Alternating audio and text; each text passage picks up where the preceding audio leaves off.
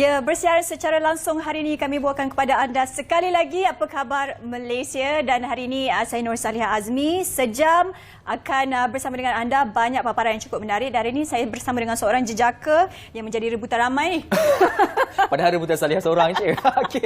Dan bersama saya Dina Syaf Salim untuk bagi di banyak perkara yang berlaku. Hari ini masuk hari keempat sebenarnya bagi kempen pilihan raya umum ke-15.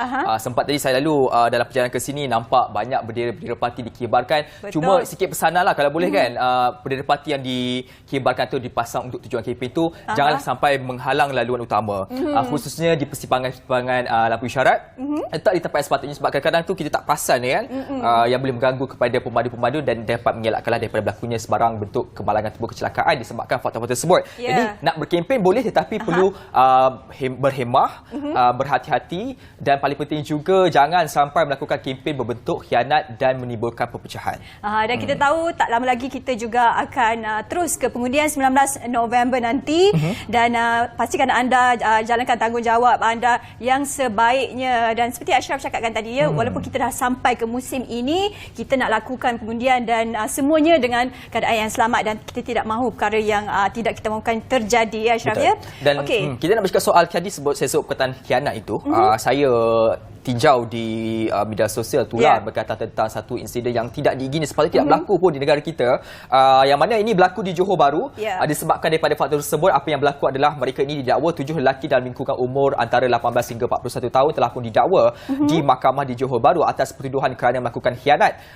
Ini satu, kalau tengok video tular tu sangat mendukacitakanlah apabila tindakan yang diambil itu berdasarkan kepada emosi berbanding kepada akal fikiran yang normal, dan ia menyebabkan mereka semua dituduh di bawah Seksyen 427 Kanun Keseksaan yang dibaca bersama dengan Seksyen 34 Kanun Keseksaan. Ini membawa hukuman penjara maksimum 5 tahun ataupun denda ataupun kedua-duanya sekali. Ya, dan ini juga adalah disebabkan satu video yang tular di sosial media yang memaparkan lelaki ini melakukan perbuatan tersebut. Kita faham bila terjadi kemalangan ataupun perkara sebegini, kadang-kadang kita sukar untuk mengawal emosi. Betul. Tapi walau bagaimanapun, bila kalau kemalangan ataupun situasi ini terjadi lagi, diharapkan kita dapatkan lakukan penyelesaian yang baik. Mungkin berbincang secara baiklah, Ashraf. Betul, itu adalah cara yang terbaik untuk kita meleraikan kesalahfahaman antara mereka. Mungkin yang tertanya pasal apa sebenarnya berlaku. Ini pasal satu video tular yang mana mereka melakukan khianat terhadap seorang individu ataupun memandu terhadap kereta Myvi. Mereka pukul, saya nampaklah sampai diterbalikkan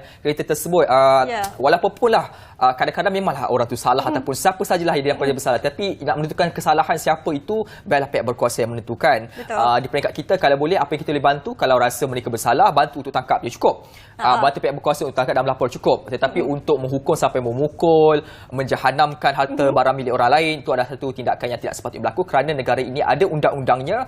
Segala keputusan nak tentukan betul atau salah itu biarlah undang-undang yang berbicara. Betul. Dan itu adalah berkaitan tentang satu video tular di sosial media. Dan seterusnya kita nak berkongsi berkenaan tentang tak habis-habis dengan cuaca. Dan kita faham sekarang adalah monsun timur laut, dan amaran hujan dan berwaspada di Kelantan, Terengganu dan Johor telah dikeluarkan. Dan kita tahulah bila waktu-waktu hujan sebegini, anda perlu bersedia dengan ramalan cuaca yang tidak menentu. Jadi sentiasa pastikan untuk anda itu merancang dulu kalau nak keluar ke rumah dan sebagainya. Tetapi untuk waspada dari Met Malaysia ini mengatakan kenyataan hari ini memaklumkan ramalan itu melibatkan kawasan di Kuantan, Pekan dan Rompin Pahang. Dan mereka juga mengatakan bahawa sepanjang tempoh berkenaan 4 hingga 6 episod luruan monsun yang membawa hujan lebat berterusan berpotensi berlaku. Dan bila kita bercakap tentang hujan lebat, dan ini juga berpotensi menyebabkan banjir. Dan bila menyebut tentang banjir ini, kita tahu anda perlu sentiasa bersedia menyediakan kit kecemasan, dan kita sentiasa suka untuk nak ingatkan anda untuk bersedia dengan kit kecemasan yang dilengkapkan dengan dokumen berkenaan dan sebagainya, ya Ashraf. Kalau ikutkan sebelum ini Met Malaysia melaporkan bahawasanya ianya akan berlaku pada penghujung November nanti, tetapi berdasarkan bacaan terkini akan mungkin lebih awal daripada yang seperti yang dijangka sebelum ini, yang mana bermula pada hari ini 7 hari bulan. Sebenarnya akan berlaku pada semalam Isnin 7 hari bulan, hari dah 8 dah kan. 7 hari bulan sehingga ke Mac tahun depan. Jadi tindakan sewajarnya perlu diambil, khususnya bagi mereka yang nak ni berkempen ni kan. Kalau boleh tu berkempen betul, bawalah persediaan yang sepatutnya, baju hujan dan sebagainya, nak mengelakkan daripada situasi yang berlaku. Dan walaupun amarah dikeluarkan di Kelantan, Terengganu dan juga Pahang dan Johor, tapi kita di negeri lain seperti Kuala Lumpur dan Selangor juga perlu berhati-hati dan sentiasa waspada kerana sekarang ramalan cuaca ini sungguh tidak menentu. Dan bercakap tentang cuaca, pastinya kita juga nak menyimak ramalan cuaca yang setiap hari kita akan berkongsi bersama dengan anda untuk panduan anda. Jom kita saksikan dahulu. Silakan.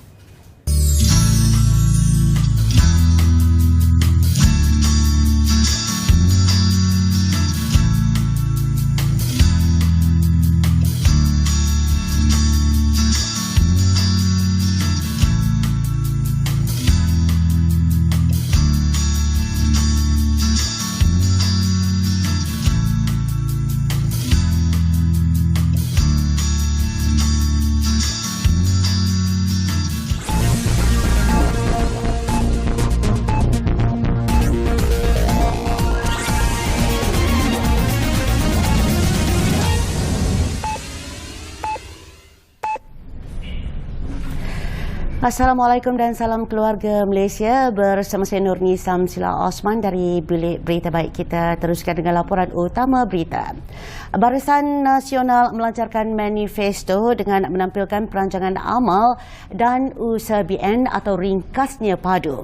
Tawaran baharu kepada rakyat Malaysia itu merupakan usaha BN bagi mengemudi Malaysia ke arah negara maju jika diberi mandat pada pilihan raya umum ke-15.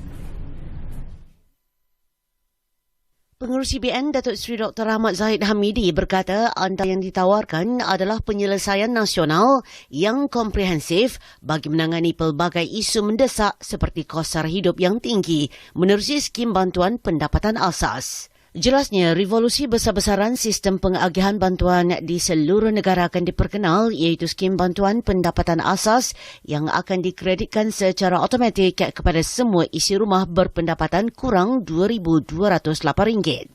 Barisan Nasional akan membawa perubahan-perubahan besar yang akan mengubah kehidupan dan keseluruhan cara kita menguruskan masyarakat. Ini akan dilaksanakan dengan memasukkan perkara yang paling diperlukan oleh negara kita dan paling bertanggungjawab untuk kita lakukan kelak.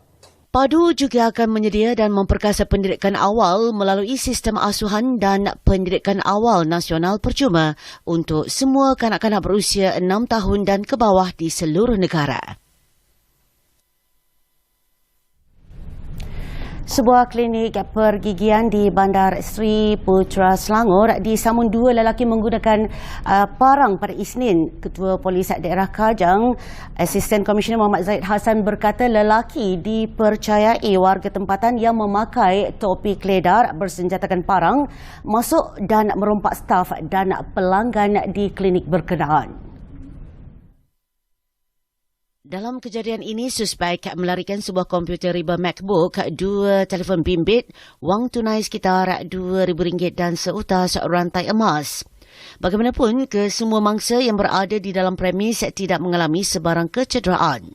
Video kes samun di klinik ini tular dengan seorang wanita dilihat bergelut dengan dua perompak itu untuk menyelamatkan barangan peribadinya dan tu kelihatan dua kaki tangan premis.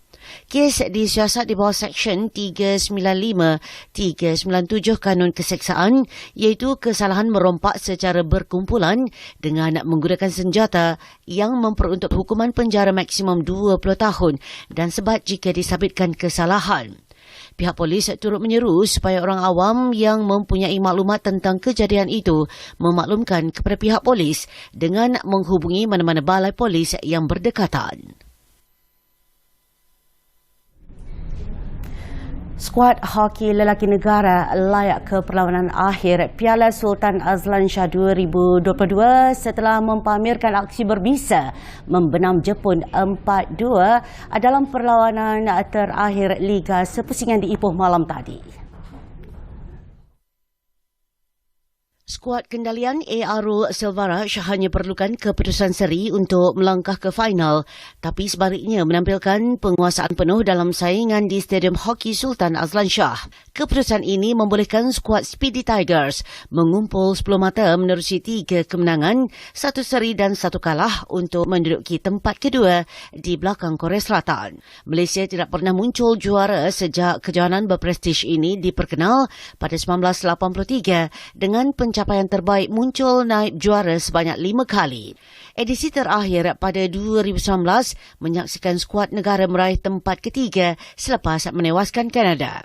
Sementara itu, ARO Silvaraj berkata anak buahnya sememangnya layak ke final diiringi disiplin dan karakter yang tinggi dalam berpasukan, berjuang hingga tamat perlawanan walaupun sudah selesa di depan.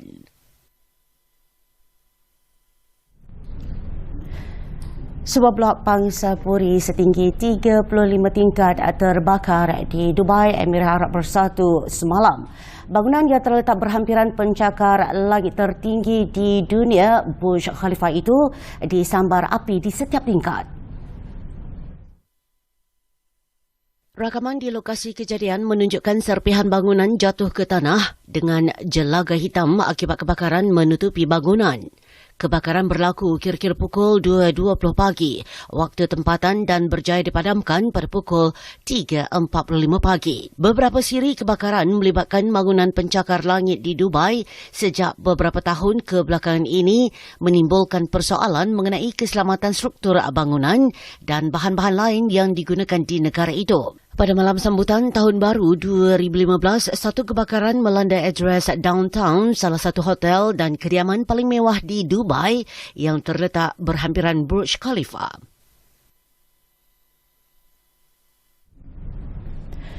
Baik, dari itu sekian dari Bilik Berita. Saya Nurdin Samsul Osman. Assalamualaikum dan salam keluarga Malaysia.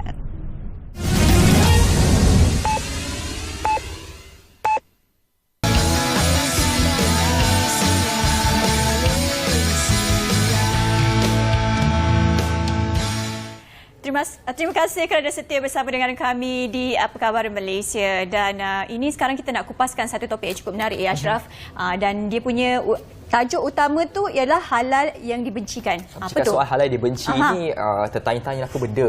Sesuatu yang dah dibenci tapi halal. Ya, itu dia. Biasanya kalau kita dengar perkataan benci, biasanya memang tak halal lah. Sebab sesuatu yang buruk itu kita perlu benci kan. Dan biasanya perkara yang tak baik lah selalu berlaku. Tetapi ini tentang realiti halal yang dibenci, yang mana sebenarnya bersandarkan kepada satu hadis dari perkataan ini ataupun terma ini. Dan halal yang dibenci ini pasti kita bercakap soal isu perceraian. Yang mana ia satu perkara yang kalau kita benci, kita elakkan. Tetapi kalau perkara yang mungkin tak dapat kita nak elakkan dan keputusan yang terbaik adalah diambil dengan dengan mengambil jalan penceraian. Tetapi dalam Islam itu hukumnya tak ada masalah lah, halal lah kalau dalam konteks ini, bukan satu perkara yang haram atau makruh dan sebagainya. Dan untuk bercakap tentang perkara ini, kita nak bersama dengan seorang peguam syar'i iaitu Puan Liana Sihar yang merupakan individu yang kalau boleh setiap hari tu dah dengar dah isu perceraian tu macam makan hari. Kalau kita makan hari kita makan nasi, tapi beliau isu-isu kes seperti ini. Kenapa saya berkata sedemikian? 2021 saja jumlah kes perceraian di Malaysia direkodkan sejumlah lebih kurang 45,420 kes. Bayangkan dalam satu hari itu berapa banyak kes perceraian direkodkan. Dan kita nak berbincang tentang perkara ini. Assalamualaikum, selamat datang. Waalaikumsalam warahmatullahi wabarakatuh. Isu perceraian ni satu isu besar ni. Setiap hari kita dengar ada kes terbaru tentang perceraian. Dia orang kata kadang-kadang tidak dapat untuk kita selamatkan lagi sesebuah perceraian itu. Mungkin kadang-kadang masih lagi sayang. Tadi saya ada cakap juga luar set. Kadang-kadang bila nak bercakap tentang soal ini, dia begitu complicated dan rumit. Memanglah saya pun belum mendirikan rumah tangga, ya Ashraf. Tetapi banyak kes-kes ini yang saya lihat di luar sana berkaitan dengan rakan-rakan saya dan juga orang-orang yang terdekat melibatkan kes perceraian ini. Jadi kita nak tanyakan dan mulakan berbincangan ni berkenaan tentang bagaimana keadaan sekarang yang melibatkan kes perceraian semakin meningkat setiap hari. Okey, bismillahirrahmanirrahim. Terima kasih ya saya ucapkan kepada pengacara majlis yang sangat semangat sebenarnya pada hari ini. Okey, baiklah, kalau kita tengok pada istilah perkataan tajuk kita pada hari ini ialah ada dua terminologi. Perkataan halal dan juga dibenci. Macam tadilah kita kata kenapa halal tapi dibenci. Okey, betul memang disandarkan kepada hadis, tetapi perkara ini sebenarnya adalah perkara yang boleh dilakukan. Bermaksud halal kita boleh lakukan. Bila kita boleh lakukan, maksudnya kita tiada halangan untuk tidak dilakukan. Tetapi ada sekatannya, iaitu perkataan dibenci. Bermaksud Allah boleh bagi lakukan, tetapi tidak disukai Allah. Tetapi dia tidak mendatangkan satu dosa, kerana dia perkataan halal. Kalau dia kata perkataan itu adalah dosa, dia terus cakap haram penceraian. Dan dibenci. Okey, kita lihat pada masa kini, ya memang betul sangat banyak kes penceraian yang difailkan di mahkamah syariah. Hatta pada hari ini kalau kita lihat setiap hari kes penceraian biasanya yang difailkan di mahkamah syariah ini, kalau kita ambil contoh satu kes di mahkamah Shah Alam contohnya, di satu dewan sahaja ada 4 dewan dan kita ada satu dewan sahaja. Satu dewan itu kalau senarai list kes yang dipaparkan pada satu hari itu ada pernah mencapai dalam untuk sebutan kes penceraian sahaja hampir 40 kes. Satu hari? Satu hari di satu dewan. Okey, di satu dewan lah. Kita tahu di Shah Alam satu kawasan bandar lah. Okey, bila itu satu dewan, bagaimana pula dengan dewan-dewan yang lain? Okey, itu saya mengambil kira dari sudut penceraian. Penceraian itu dia banyak jenis pula. Dia bukan saja kepada talak, ada huluk, ada fasa, ada banyak lagi. Kalaulah kata pernah juga ketika saya berada dalam dewan, dalam dewan itu kita lihat penceraian secara baik. Maksudnya yang pihak-pihak ni datang ke mahkamah yang bersetuju bersama datang untuk bercerai. Itu secara baik. Hampir ada lebih 30. Maksudnya itu yang bersetuju. 30 kes. Dalam senarai 40 tu ada 30. Kira hari-hari hakim akan dengar untuk bercerai. Yang selebihnya mungkin ada yang tidak boleh kerjasama ataupun yang perceraian yang lain. Jadi kalau nak katakan senario pada hari ini, benda itu ada satu perkara yang common, biasa. Bila ada makin banyak perkahwinan, sebenarnya menjurus kepada ke arah banyak juga penceraian. Common, satu perkataan yang saya tak tahu nak kategorikan sebagai suatu perkara yang menyenangkan ataupun merisaukan. Daripada mata pandangan seorang peguam syari'i sendiri, situasi yang common ini adakah suatu perkara yang masyarakat boleh menerima dalam keadaan ini biasalah? Sepatutnya dalam konteks ini? Sepatutnya tidaklah. Sebab perkara ini kita tahu dalam satu perkahwinan itu adalah satu perjanjian antara dua orang untuk menjalankan satu tanggungjawab dalam membina satu keluarga. Bila kita nak bina keluarga, sebab kita nak bina ke arah keluarga, negara yang baik, dia bermula pada keluarga dulu. Jadi bagaimana kalau keluarga tidak baik, bagaimana institusi negara itu kita dapat tubuhkan dengan baik. Jadi kalau kita nak kata perkataan common itu, maksud saya kerap kali. Maksudnya kebanyakannya kegagalan tentang pembinaan keluarga ini adalah jadi kebiasaan. Bila ada orang berkahwin, kita tak tahulah sebab banyak faktor-faktor yang menjurus kepada penceraian ini.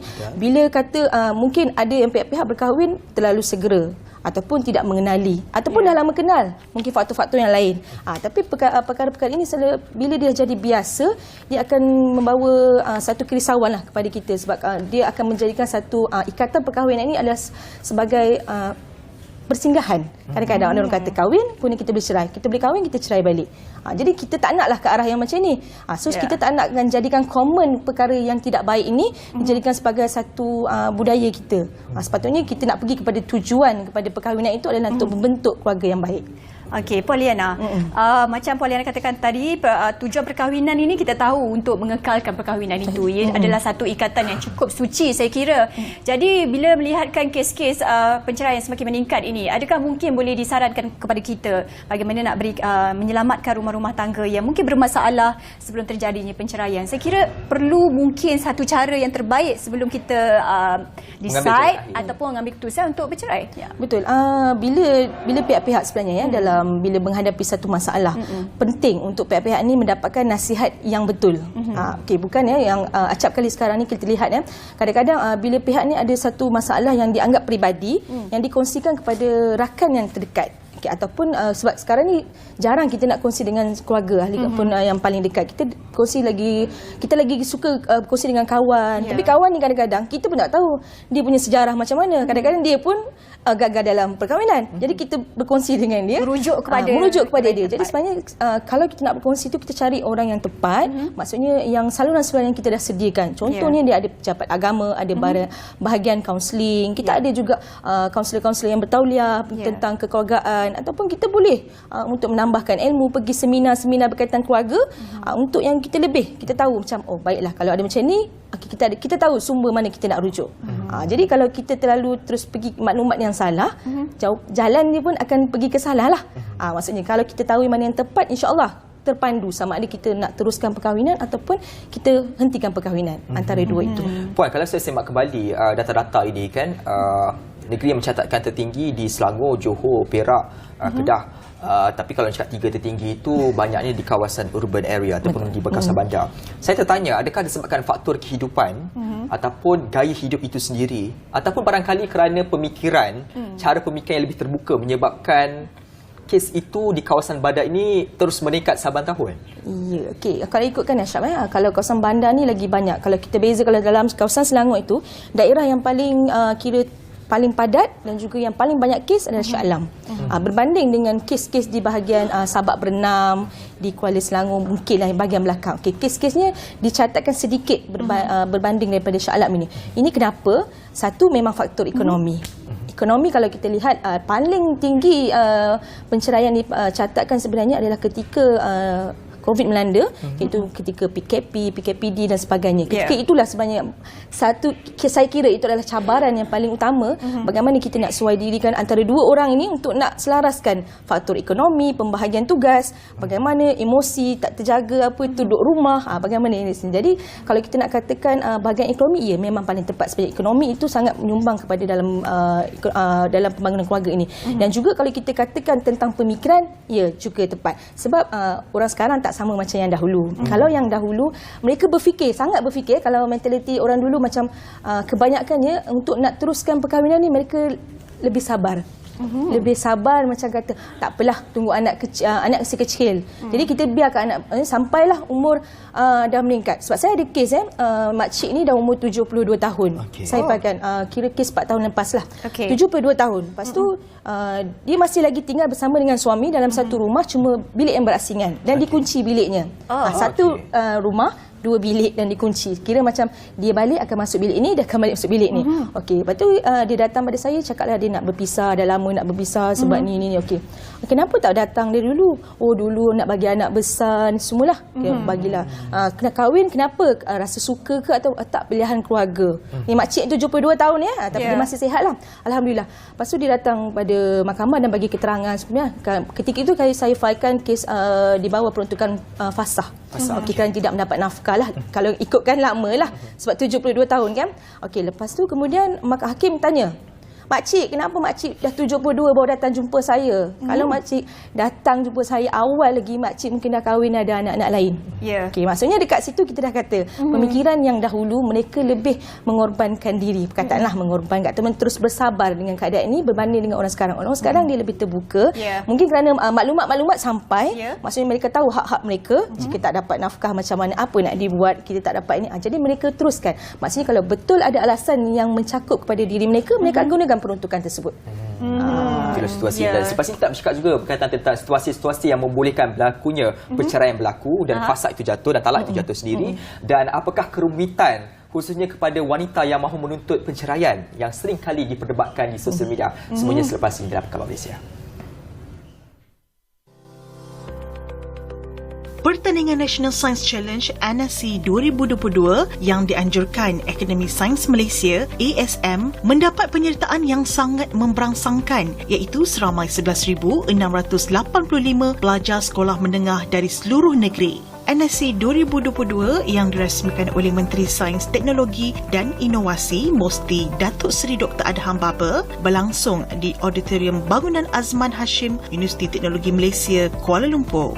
Pertandingan ini bertujuan untuk memperkukuh dan meningkatkan minat pelajar terhadap subjek sains, teknologi, kejuruteraan dan matematik STEM.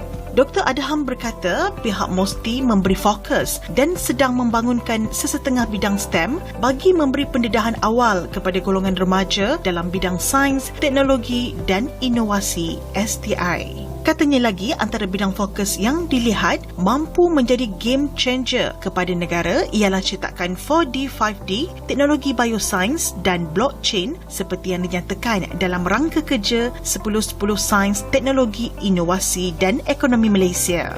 Sementara itu, terdapat 5 kumpulan pelajar yang terpilih untuk bertanding pada peringkat akhir pertandingan NSC 2022.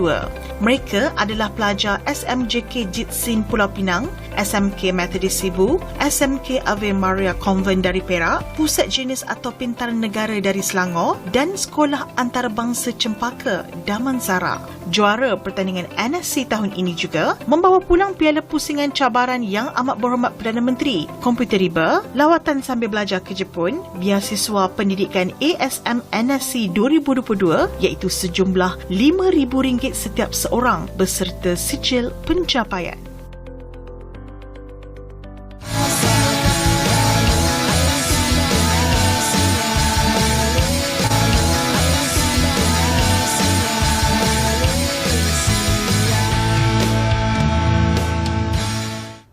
Terima kasih, teruskan kesetiaan anda bersama dengan kami di Apa Khabar Malaysia, dan sekarang kita akan teruskan perbualan ataupun topik yang cukup hangat berbincang tentang kes-kes penceraian yang berlaku di Malaysia, dan kita ada di studio iaitu Puan Liana, iaitu Peguam Syari'i, dan Saliha hari ini nak tanyakan satu soalan yang penting jugalah ya, berkaitan tentang situasi bila jatuhnya talak itu, Puan Liana. Ada setengah situasinya melibatkan ada setengah menggunakan WhatsApp pun juga beritahu kepada isterinya nak jatuhkan talak. Itu adalah satu situasi. Mungkin juga melibatkan gurauan pun ada, dan setengah itu ada di dalam lakonan situasinya. Bagaimana pendapat Puan Diana berkenaan tentang ini? Adakah jatuh talak itu sah ataupun tidak? Okey, berkaitan dengan sama ada sah ataupun tidak satu lafaz itu, kita sebenarnya medium yang utama yang kita perlu rujuk. Yang ni yang orang awam suka salah faham. Mereka rujuk pada orang lain. Tapi sebenarnya untuk dapatkan sama ada sabit ataupun tidak sabit, sah ataupun tidak sah, jatuh ataupun tidak jatuh, perkataan-perkataan ini sebenarnya kena pergi ke mahkamah syariah. Okay. Walaupun dia rasa, saya rasa macam tak sabit, dia rasa. Okey, lepas tu dia pun nak puaskan hati, jumpa dengan ustaz. Ustaz kat sekolah. Okey, saya tanya cerita sesuatu ini. Ustaz berkata, oh tak jatuh. Okey, jumpa dengan imam pula. Jumpa imam, jumpa Bilal. Kalau habis semualah golongan ulama yang dirasakan ada autoriti ini, dia dapatkan pandangan. Dan kemudian bila dah dapat rasa untuk legakan hati, mereka akan biarkan. Tapi sebenarnya pihak yang berautoriti untuk mengesahkan satu lafaz ini sama ada jatuh ataupun tidak, mahkamah syariah, iaitu hakim mahkamah syar'i. Maksudnya kita kena pergi ke mahkamah untuk filekan kes, kemudian hakim yang akan putuskan sama ada jatuh ataupun tidak. Bukan mengambil kira dengan pandangan lain. Perkara ini memang penting, sangat-sangat orang tanya. Baik, kalau dalam situasi seperti Saliha sebut sebentar tadi, dalam keadaan gurauan mungkin ataupun dikabarkan melalui rakan dari kenalan. Maksudnya disebut talak tersebut bukan daripada terus langsung kepada si isteri, tetapi daripada rakan-rakan, dan rakan mungkin sampaikan. Dan bila sampai ke pengetahuan si isteri, kerana dia sebut tadi nak tentukan itu sabit tak sabit, lebih baik adalah hakim di mahkamah syariah sendiri. Tetapi apabila sampai kepada mereka, adakah tindakan sewajarnya diambil dengan cara tidak duduk bersama terus ataupun tunggu dahulu keputusan dibuat oleh hakim mahkamah syariah? Baiklah, bila ada satu perkabaran berkaitan macam inilah, langkah pertama kena tanyakan, kena dapatkan kepastian dulu. Tanya balik. Sebab kadang-kadang pihak-pihak ni tak suka tanya terus. Mereka dengar, terus buat keputusan berpisah asing bilik. Tapi sebenarnya tanya dulu, dapatkan betul ke ini. Kita akan dengar penjelasan. Tapi kalau kita tak rasa, terus filekan kes. Ketika dalam kes itu, pihak yang dikatakan lafazkan cerai itu akan berikan keterangan. Dan dia akan bagi tahu, mungkin saya saja cakap apa niat dia. Sebab perkataan-perkataan ini, penceraian dilafazkan melalui pesanan ringkas, WhatsApp, ada yang hantar audio, ada yang tulis sahaja, macam-macam jenis. Sangat ada yang sampaikan kepada mak tolong cakap ya. Kawan ni tolong cakap, disampaikan pula. Jadi benda-benda ini yang akan dibicarakan dalam mahkamah. Sebab tu bila kita dapat tahu, kita yang sepatutnya yang dalam pihak itu tahu, kita tanya dulu perkhabaran. Tapi kalau tidak dapat kerjasama, terus filekan kes dan pihak-pihak akan disaman, dipanggil lah di mahkamah. Okey. Bercakap tentang perkara ini, saya tertarik kerana diminta supaya merujuk kepada pihak mahkamah syariah. Kebimbangan pertama adalah tentang prosedur kesaja. Adakah susah nak buat profilan ini dan mengambil masa lama ke? Kedua, dalam tempoh menunggu kes itu didengar, kita filekan saja, bukan hari terus didengar. Dalam tempoh tersebut, apakah situasi yang perlu diambil oleh pihak-pihak dalam situasi? Adakah mereka masih boleh tinggal sebumbung ataupun dalam keadaan tersebut salah seorang perlu keluar daripada satu rumah tersebut? Dalam situasi kita filekan kes. Sekarang nak filekan kes mudah je. Kalau kita tengok dalam di web mahkamah syariah di setiap negeri, ada yang peruntukkan borang-borang yang perlu diisi. Maksudnya tidak perlu pergi ke mahkamah, dah ada borang, download, siap isi, kemudian terus submit ke mahkamah. So bila dalam biasa dalam Kalau ikutkan bila kita daftarkan satu kes, biasa sebutan akan datang akan diberikan dalam masa 14 hari. Tidak akan lebih. Kalau paling cepat pun boleh sebab tak ada masalah. Tapi dalam tempoh itu adakah pihak-pihak boleh tinggal bersama? Okey, jawapan saya kita boleh tinggal masih lagi dalam serumah tapi dengan syarat kita menjaga pergaulan.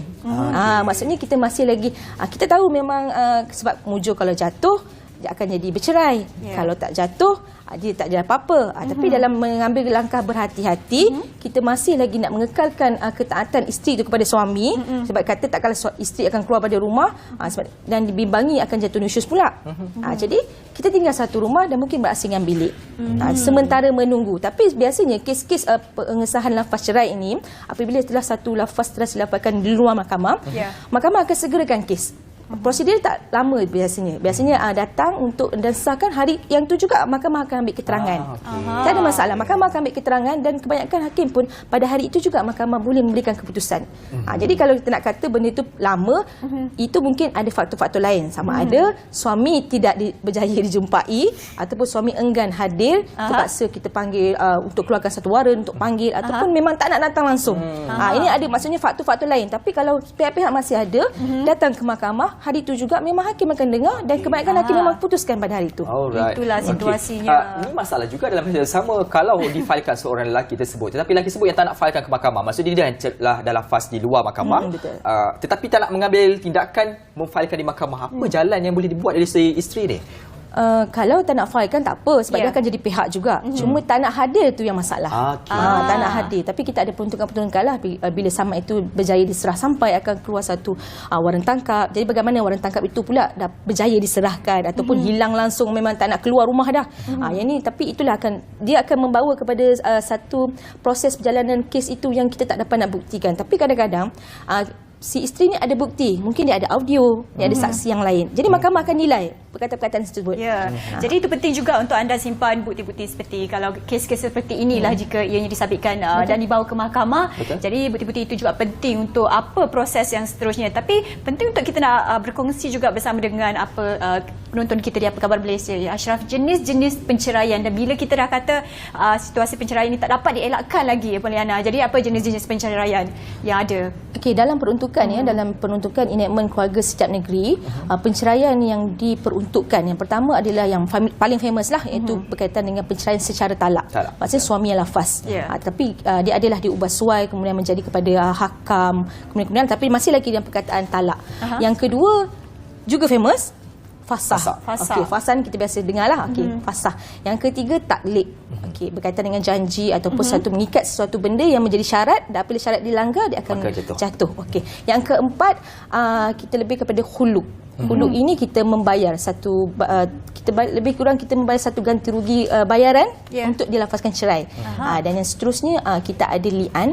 Li'an ini untuk menafikan nasab anak ataupun menafikan isteri itu tersebutlah. Dan yang terakhir kita ada zihar, dan tapi zihar ini sangat jarang berlaku di Malaysia lah. Berkaitan dengan zihar ini menyamakan sesuatu anggota badan sama seperti mahram lelaki itu. Okey. Salah satu perkara lagi saya nak bertanya, kerana ini telah pun menjadi perdebatan di media sosial. Dalam satu kes, apabila satu lafaz talak itu diberikan dan dalam proses untuk menunggu keputusan di pihak mahkamah ataupun difailkan, mereka ini selepas difahami oleh kedua pihak telah pun bersama. Bagaimana status bagi hubungan tersebut? Sebab itulah kita nasihatkan sebenarnya menjaga pergaulan. Sebab kita satu perkahwinan ini kita alaskan dengan satu akad. Bila satu akad ini sama ada akad tu masih lagi berjalan ataupun tak. Sebab itu dalam apa-apa saranan pun, saya tak tahu saya bercerai ataupun tak. Saya boleh keluar rumah ke? Jangan keluar rumah, asingkan. Ataupun pada ketika itu mereka merasakan mereka telah kata suami dah lafaz talak, tapi masih duduk serumah, kemudian suami rujuk. Fakta-fakta berkaitan dengan rujuk ni, kita tak tahu ni cerai ni sabit ke tak. Lepas tu kita rujuk. Tapi tak ada masalah sebenarnya. Kita boleh juga membuat pendekatan berkaitan dengan kita rujuk. Tapi kita kenalah buat dengan prosedur-prosedur betul. Rujuk ini adakah perlu secara lafaz ataupun bersama itu tadi boleh dianggap sebagai betul rujuk? Tidak, perlu secara lafaz. Yang penting ni Saya kena highlight lagi sekali ni. Secara lafaz sebab banyak kes yang diputuskan di mahkamah bersama itu ataupun hubungan kelamin itu tetapi tidak disusuli ataupun tidak dimulakan dengan perkataan rujuk ataupun ijab dan kabul aku rujuk kamu kembali, marilah kamu menjadi isteriku kembali, ayat saya kan, okey, macam tu perkataan tu. Apa-apa yang terjemahkan kepada rujuk itu perlu. Kalau hanya dilakukan perbuatan saja tanpa disusuli dengan niat iaitu perkataan itu, maka tidak sah. Okay. Terjawab segala persoalan dan rujuk juga tu paling penting tu. Rujuk dia mesti dengan lafaz sekali perlu diberikan. Tak cukup sebenarnya masa ni cakap pasal perkahwinan Kalau kata apa dah bercerai, kadang-kadang tu mungkin ada situasi kita perlu merujuk semula. Kadang-kadang kasih sayang tu komplikasi jugalah, complicated juga ya Ashraf ya. Betul. Terima kasih diucapkan kepada Puan Liana Sihar, seorang program syariah atas perbincangan sisa soal halal yang dibenci. Perbincangan ini akan sentiasa diperbincangkan oleh masyarakat secara keseluruhannya.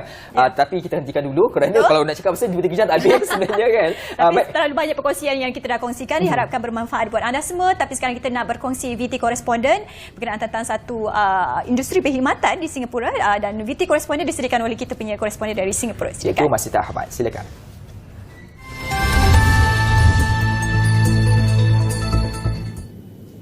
Jumlah kematian tahunan di negara ini semakin meningkat dengan bilangan penduduk yang kian menua. Ia dijangka naik seganda daripada sekitar 24,000 pada tahun 2021 kepada 40,000 pada 2040. Ini menurut Agensi Sekitaran Kebangsaan Singapura atau NEA. Malah syarikat pengurusan jenazah sedang mencari generasi baru bagi pekerjaan berkaitan pengurusan jenazah. Kaki tangan yang paling dikendaki termasuklah pengarah dan kru operasi. Sebuah syarikat khidmat urusan mayat di sini menyatakan kebanyakan kaki tangannya dirujuk oleh kaki tangan lain dan juga keluarga yang mendapatkan khidmat syarikat berkenaan. Jumlah tenaga kerjanya bertambah sekitar 30% sejak beberapa bulan lalu, namun masih kurang berbanding peningkatan pelanggan yang naik 3 kali ganda bagi tempoh yang sama. Persaingan bagi bakat juga sengit dengan ratusan syarikat pengurusan jenazah di seluruh Singapura sedang mencari lebih banyak pekerja. Terdapat syarikat menyatakan pihak mereka terpaksa melonggarkan kriteria bagi mendapatkan kaki tangan baru dan lebih terbuka menerima golongan pertengahan kerjaya. Langkah sedemikian berhasil membantu menambah kaki tangan mereka sebanyak sekitar 50 hingga 60% sejak tahun lalu, meskipun ia memakan masa lebih lama untuk memastikan pekerja sedemikian bersedia untuk bertugas. Dengan wabak yang tidak dijangka seperti COVID-19, pengurusan jenazah pastinya dituntut untuk keperluan pekerja yang mampu menguruskan jenazah yang dijangkiti. Sekian laporan saya untuk minggu ini. Kembali ke Wisma Bernama. Terima kasih.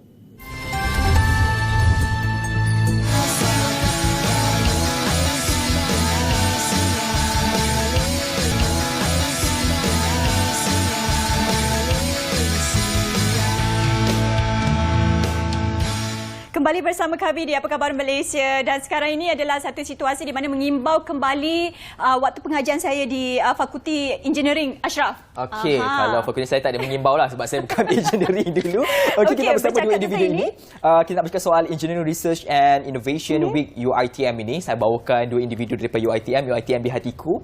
Okey, iaitu saudara Fatul Khalik Abdul Khairi merupakan setiausaha sulit Majlis Perwakilan Pelajar UiTM Shah Alam, dan juga di sebelahnya Profesor Dr. Zakir Ahmad, Dekan Pendidikan dan Inovasi Kolej Pengajian Kejuruteraan Universiti Teluk Jemara UiTM. Assalamualaikum, selamat datang. Ya, selamat datang kepada boleh geng lah bertiga ni. Alamak, saya tinggi sikit lah. Kita nak bercakap tentang engineering lagi sekarang. Ya, betul. Tadi dah jumpa juga Fathul sebelum mula siaran kan?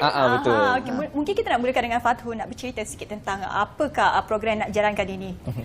Alright, so basically program yang kita akan jalankan pada minggu ini adalah program Engineering Research Innovation Week.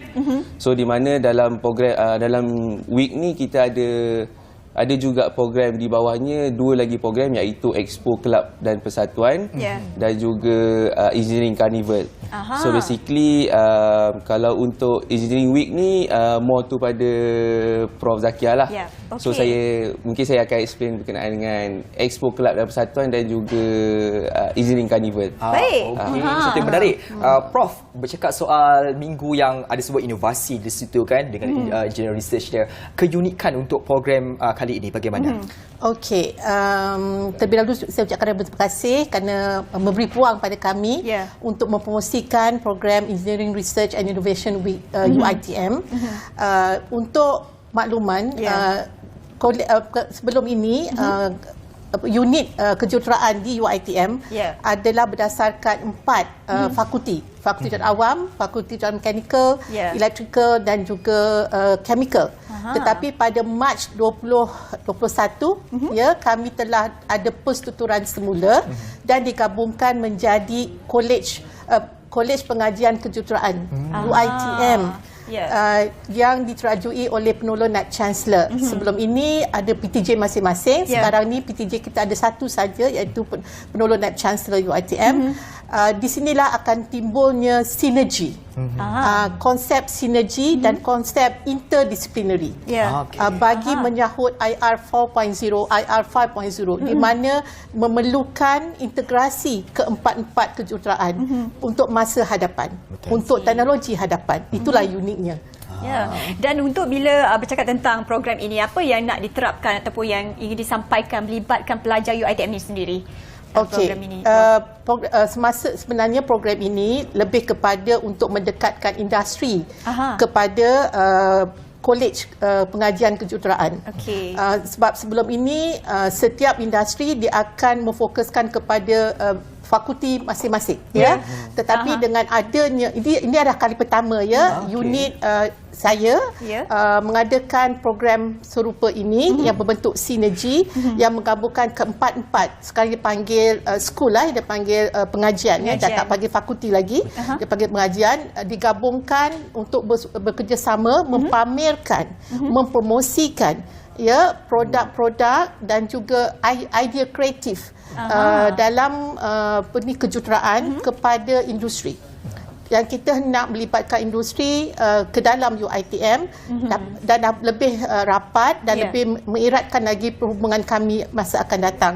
Dan diharapkan akan ada produk yang akan dikomersialkan bersama dengan pihak industri. Sebab itu kita jalankan projek ini bersekali dengan Engineering Carnival. Supaya semasa industri datang untuk melihat produk-produk pendidikan pensyarah dan bertukar fikiran bersama pensyarah. Sebab kami ada berbagai program semasa Engineering Week ini. Pada masa yang sama, industri boleh juga melawat booth-booth yang disediakan oleh pelajar. Ini juga akan memberi peluang pekerjaan kepada pelajar jika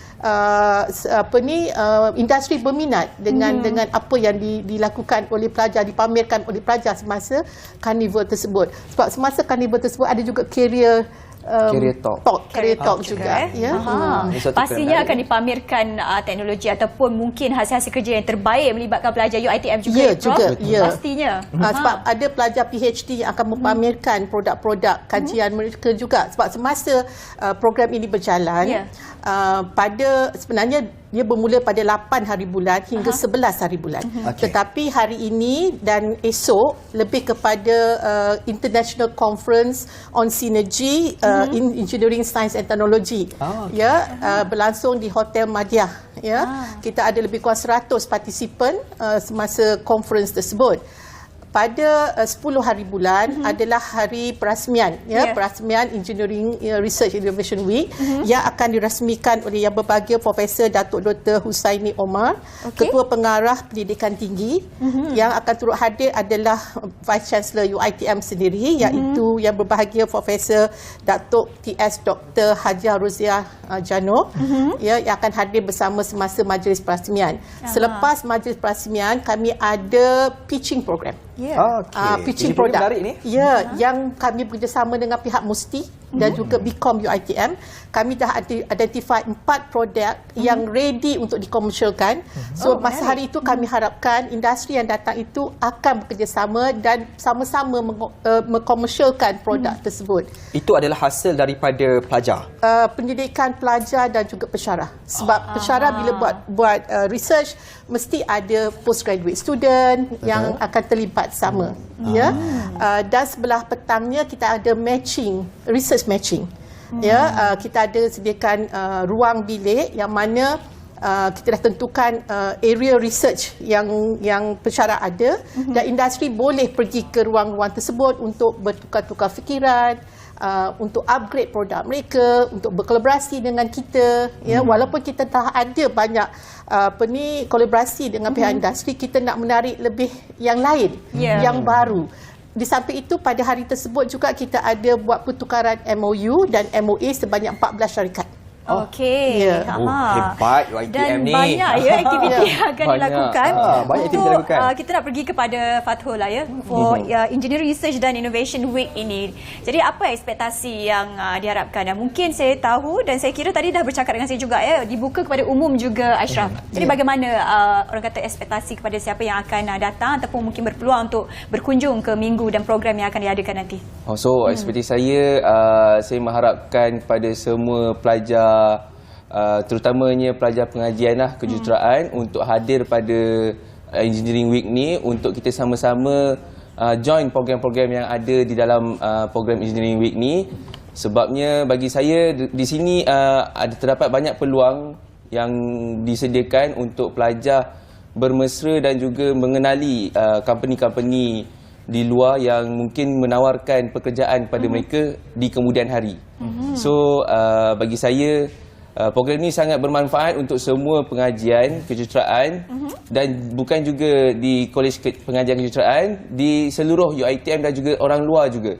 So mereka boleh hadir ke program kami ini untuk melihat booth-booth yang kami sediakan. Terdapat juga Engineering Carnival. So Engineering Carnival tu adalah satu program di mana ada 30 booth usahawan muda daripada Kolej Pengajian Kejuruteraan. Mereka buka booth untuk jualan lah. Dan juga kita ada juga Expo Kelab dan Persatuan di mana para pelajar boleh kunjungi kelab-kelab dan persatuan untuk mereka sertai. So di situ kita boleh pupuk sifat kepimpinan dalam diri mereka pada masa sama sewaktu mereka belajar. Bagaimana setakat ini persediaan? Selain daripada persediaan itu sendiri, saya nak bertanya tentang, macam saya ni bukan daripada Fakulti Engineering ataupun orang dalam bidang ini. Lagi-lagi macam saya, complicated rasa ni kan. Itu kan. Pertama saya tanya, apakah daya penarik yang akan diberikan kepada mereka yang di luar dalam bidang ini untuk datang ke dalam karnival tersebut? Kedua, saya nak bertanya dalam konteks bagaimana dalam konteks persediaan itu tadi. Bagaimana situasi sebab sekarang dah sepatutnya dah mula dah kan 8 bulan dengan adanya tadi conference-nya. Persediaan daripada kalangan pelajar ini sendiri, adakah mereka sudah 100% all out? Macam mana? So alhamdulillah persediaan dah bermula sejak minggu lepas lagi. So mereka pun dah start untuk ada cari semua peralatan dan sebagainya. Dan alhamdulillah besok mereka akan buat preparation di booth-booth yang disediakan untuk menerima pengunjung-pengunjung yang akan datang lah pada hari Khamis dan Jumaat ini. Dan berbalik kepada Prof, dan mungkin ini adalah tadi macam Prof kongsikan, dia adalah yang pertama kali diadakan. Mungkin kalau ini menunjukkan satu program yang berjaya, adakah ia akan diteruskan ataupun mungkin ada penambahbaikan lagi untuk tahun-tahun yang akan datang? InsyaAllah dia akan diteruskan. Kami sebenarnya kali ini kami akan ada juga mempamerkan the first electrical car yang direka oleh penyelidik dan juga pelajar UiTM. Sebelum ini kita ada buat solar car. Tahun ini kita ada electric car. Maybe the next one autonomous car dan seterusnya lah. So selain daripada itu ada juga produk-produk lain yang kami akan tunjukkan dari semasa ke semasa.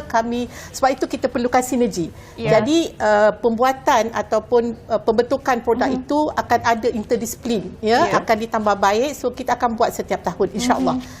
Dan seterusnya semasa program tersebut ada pitching kita akan jemput industri. Dan kalau boleh saya juga ingin meminta peluang juga daripada bernama untuk kita bawa penyelidik untuk mempromosikan produk-produk mereka supaya dia lebih terbuka kepada peluang kolaborasi dan juga peluang untuk dikomersialkan. Sebab ada certain produk sudah sampai tahap untuk dikomersialkan, cuma kita perlu wawarkan, kita perlu promosikan supaya ia boleh dikomersialkan. Sebab pesyarat ni hanya tahu buat research.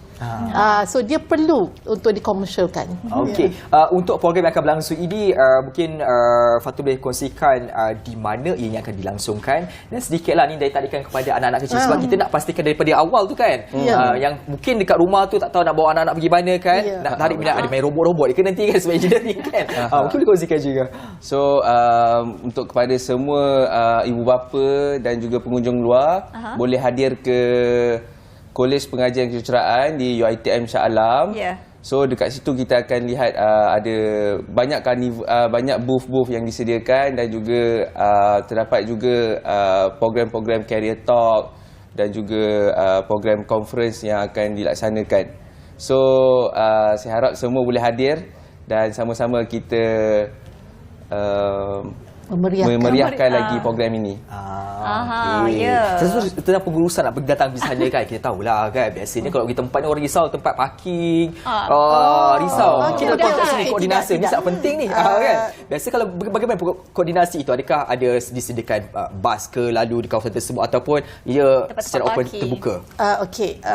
Kalau ikutkan yang kami jemput, kami sudah sediakan parking stiker dan kami telah dedicate tempat untuk letak parking kami aware bila tetamu datang UiTM dengan pelajar yang ramai, dengan pensyarah yang ramai, parking akan menjadi satu masalah. Sebab itu kita dah sediakan satu kawasan yang kita dah blok pensyarah dan pelajar untuk tidak parking di area tersebut, dan kita dah tunjuk arah dah di mana kita ada bagi QR code. Kalau yang datang tanpa memaklumkan kepada kami, ada juga usherer dengan memakai tag. Asmi. So they can ask. So di mana untuk parking, tunjuk laluan ke mana, jemput datang. Ada usher lagi. Koordinasi tu dah diselesaikan lebih awal, datang bawa diri je. Ya, bawa diri saja. Baik, dan mungkin kita tak punya banyak masa, tapi kita nak buka ruang bicara ini untuk Prof sebagai orang kata dekan untuk fakulti ini sendiri, harapan untuk program yang berlangsung ini, dan mungkin apa yang Prof harapkan untuk yang mendatang nanti. Memang tujuan utama kita mengadakan program Engineering Week ini adalah untuk mempromosikan kolej pengajian kejuruteraan. Selama ni orang hanya tahu fakulti juruteraan awam apa semua kan, tidak tahu tentang kolej pengajian kejuruteraan, di mana gabungan keempat-empat pengajian, bagaimana kita bersinergi, berinterdisciplinary, dan kita boleh duduk harmoni dalam satu kumpulan yang sama. Dan saya mengharapkan akan lebih banyak jaringan industri yang kami dapat lakukan bersama dengan pihak industri dan dapat mengeluarkan produk yang akan memberi manfaat kepada warga dan pada komuniti. Lebih banyak produk yang kami usahakan dapat diguna oleh masyarakat. Itu harapan kami. Ringkas saja daripada Fatul sendiri, harapan supaya anak-anak muda dan juga rakan-rakan di UiT ada fakulti lain sama-sama untuk terlibat dalam program ini. So harapan saya saya mengharapkan agar semua pelajar, terutamanya Kolej Pengajian Kejuruteraan lah, untuk hadir, sama-sama kita meriahkan program ini, dan juga saya jemput juga kepada pelajar-pelajar di fakulti lain untuk bersama-sama hadir bagi melihat kemeriahan dan juga teknologi yang terkini yang kami di Kolej Pengajian telah buat. Baiklah, itu dia. UiTM kalau buat program memang heboh tau. Sebab kami ada display produk-produk, ada pameran, ada pameran. Orang kata apa, fakulti kejuruteraan. Nak sebut juga fakulti kejuruteraan. Ada sekarang bagi kolej dah tahu. Yang banyak besar dah sekarang ni. Kita pergi school. Baik, terima kasih banyak atas perkongsian ini, iaitu Saudara Fatul Khalik Abdul Khairi dan juga Profesor Dr. Zaki Ahmad atas perkongsian cukup menarik. Datang beramai-ramai, jangan lepaskan peluang. Seminggu ada banyak hari tu. Jangan habiskan masa anda dengan perkara tidak berfaedah. Di sini pasti menjanjikan suatu perkara yang berilmu. Sinergi dan inovasi yang banyak dipamerkan, dan semoga program ini berjalan dengan cukup meriah dan lancar. Sekian dahulu dari kami di Apa Khabar Malaysia. Saya Nur Sadia Azmi bersama dengan Ashraf. Saya akan kita jumpa lagi lah nanti kalau lebih. Bye-bye. Bye.